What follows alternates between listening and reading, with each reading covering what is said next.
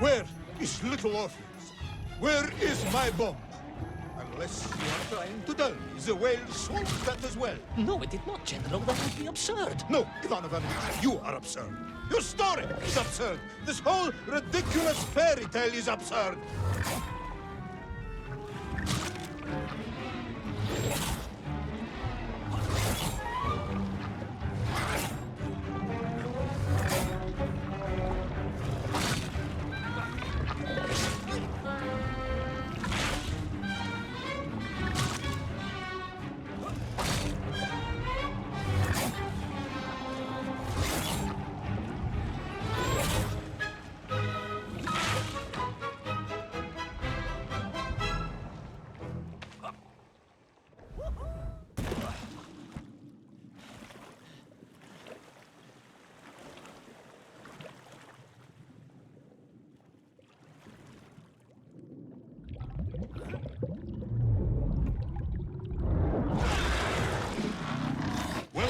Brave yet foolhardy hero escape the furious worm? Will he be doomed to spend his days trapped in the innards of a bad-tempered cetacean? Where is the whale swimming to in such a rush? And what will it do when it gets there? Is the general about to lose his temper and order the cosmonaut shot? All of these questions and more must surely be answered in the next exciting episode of Little Orpheus!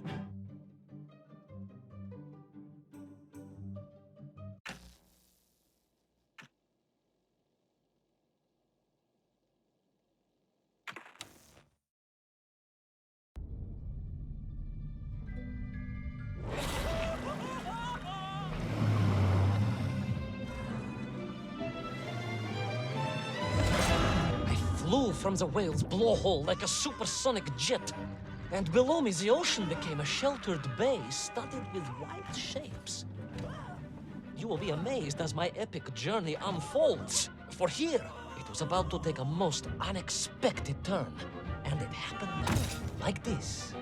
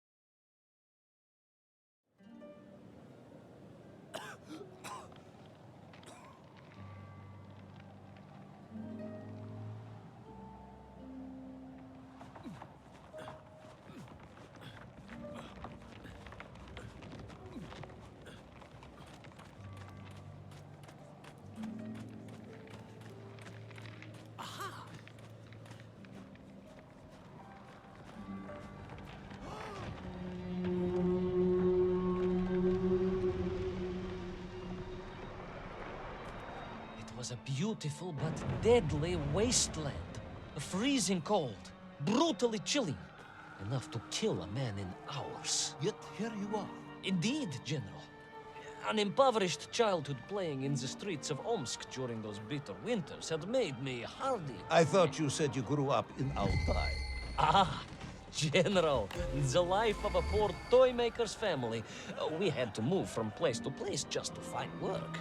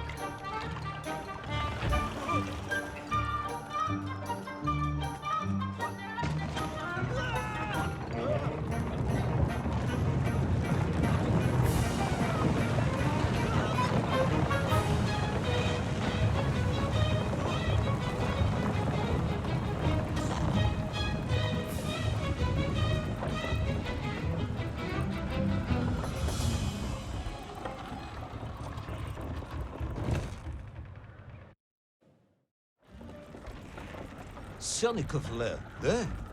Of course, Sanikov himself reported nothing more than a bluish fog on the horizon. Your island may be nothing more than the product of overactive imaginations. General, consider this. Imagine taking a simple peasant, a pig shepherd, for example, and telling him one day humans would fly around the earth beyond the sky. He would say you were stark raving mad, Saldaphone, a ridiculous Kazyol Baradati, a buffoon stuffed into a military uniform, a pridurak, a chuchela tuparile. This peasant of yours had better watch his mouth if he doesn't want to spend his holidays in Solovyetsky. Perhaps you should return to your story.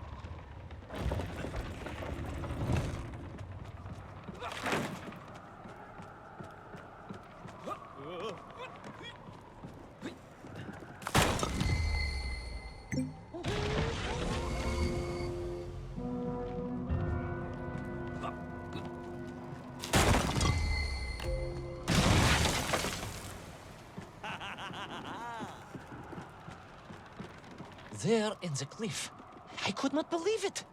A hairy elephant, trapped and frozen in the ice. A mammoth. No, General, a hairy elephant. Who would think such a thing could be?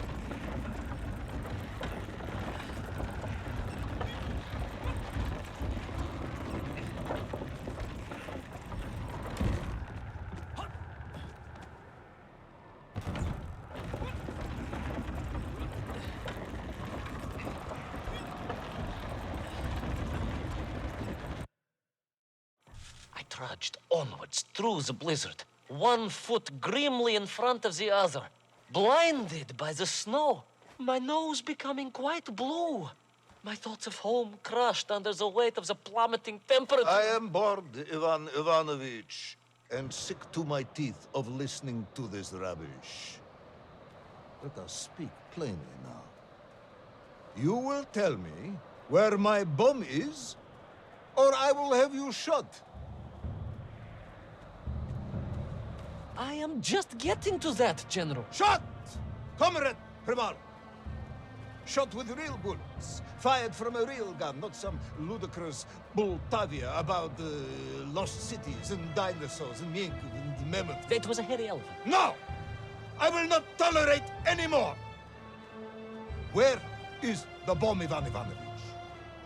Where is little Orpheus? It was right there. What? It was there.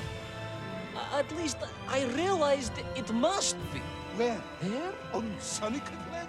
Yes, General. Because as the storm began to clear, I realized with a strange excitement and trepidation that I was not alone on Sonic Land.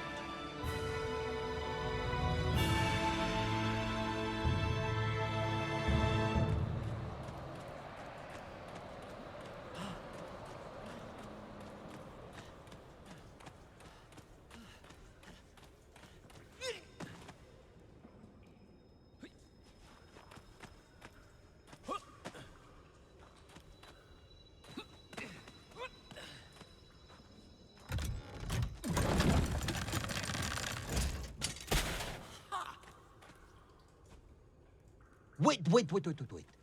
Go back. You say these lifeboats came from Zarya? A Russian ship? Zarya returned home, but not with all of her crew. And here were the missing lifeboats, trapped in the ice for all of these years.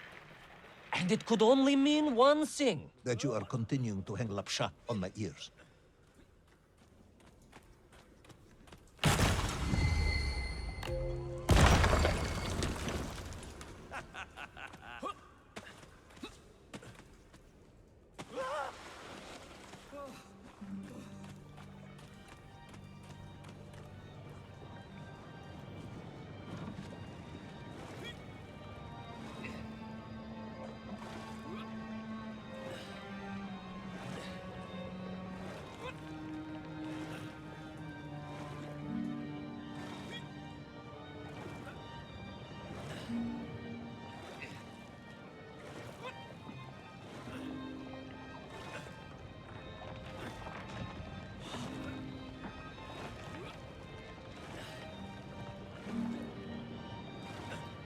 Baron Edward von Toll. Of course, I remember reading about this tragic expedition at school. We were taught he had died a hero's death out on the icy wastes, searching for Sanikavland. Yet what if, in doing so, he had sailed accidentally into the interior, deep below the crust of the world? A fellow citizen of the surface. I had to try and find him.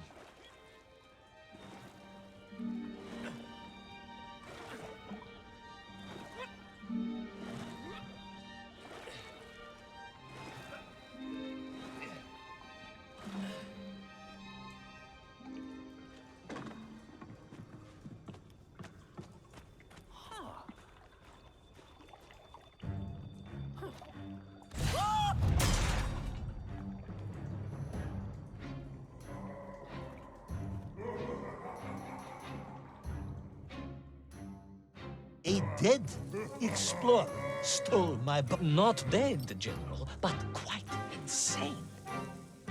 Perhaps it was the loss of the arm or the leg, or the long years in isolation. But Toll was clearly mad. You should have got along perfectly then. How I wish we had. But no, General. Whatever Toll's intention with little Orpheus was, I had no time to consider it.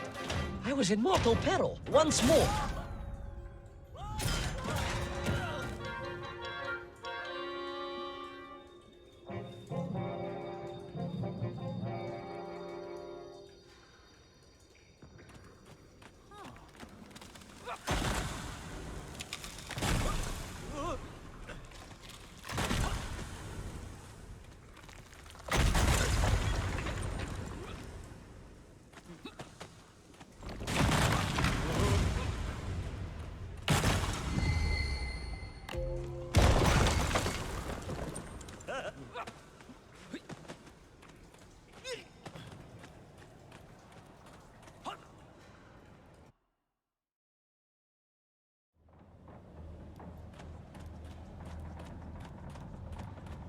So, you believe that Toll had somehow enslaved the Mienkiv and bent them to his will? I do, General. It was obvious.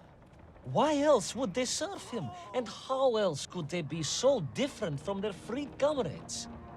These odd helmets they wore, it was the science of our times. No doubt about it. Although fused with some strange crystal technology I could not recognize. To be honest with you, it didn't seem appropriate to stop and ask them.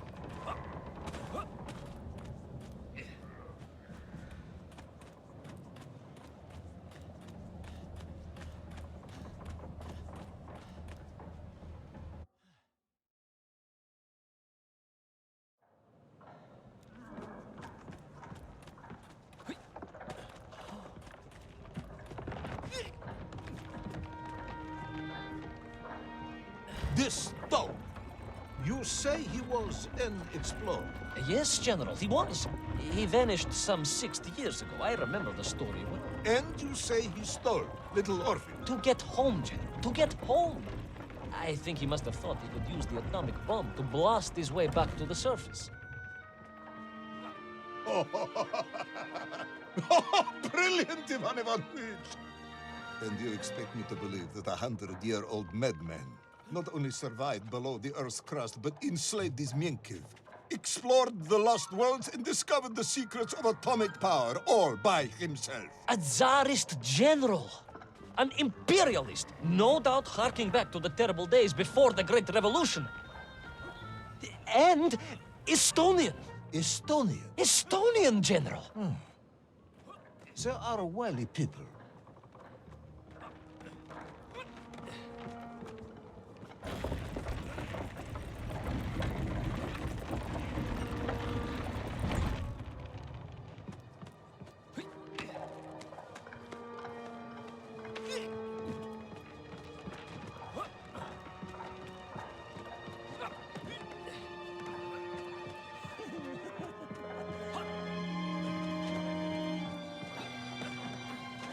The slave mines stretched away into the distance.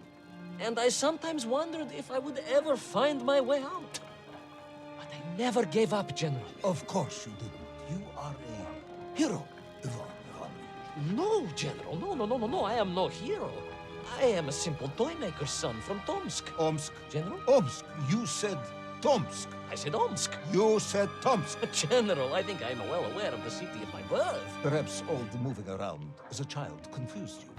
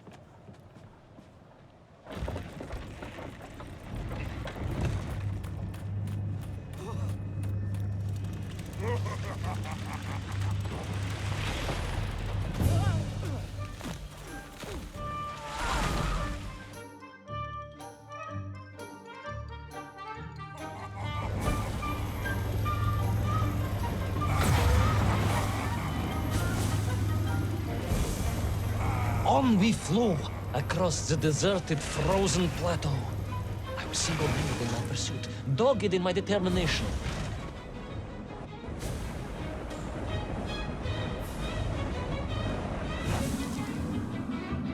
I would take back little Orpheus and prevent Toll from detonating the bomb. Ah, you are as humble as ever, Tavarish.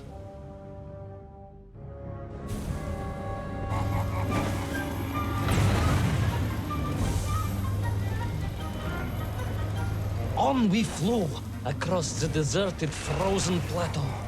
I was single-minded in my pursuit, dogged in my determination.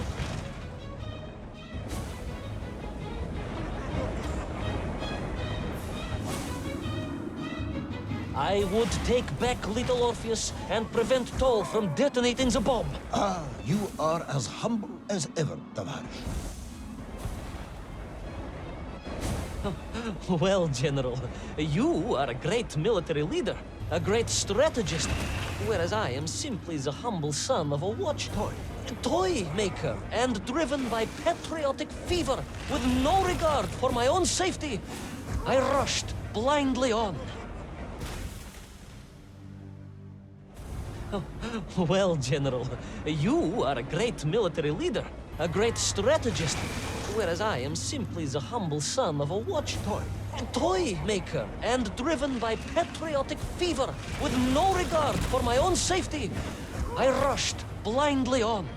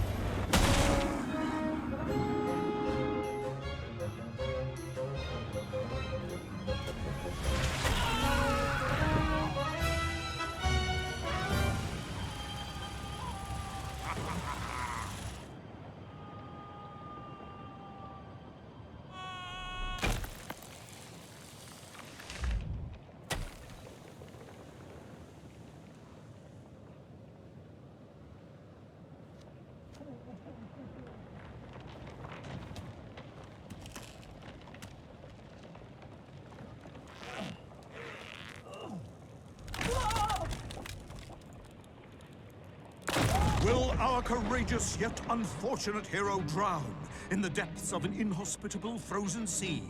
Will he thaw out in time to prevent Toll from detonating the bomb? Will the general holiday in Omsk next year? Or Tomsk? Or perhaps both? What exactly is the difference between a mammoth and a hairy elephant? All of these questions and more should almost certainly be answered in the next exciting episode of Little Orpheus!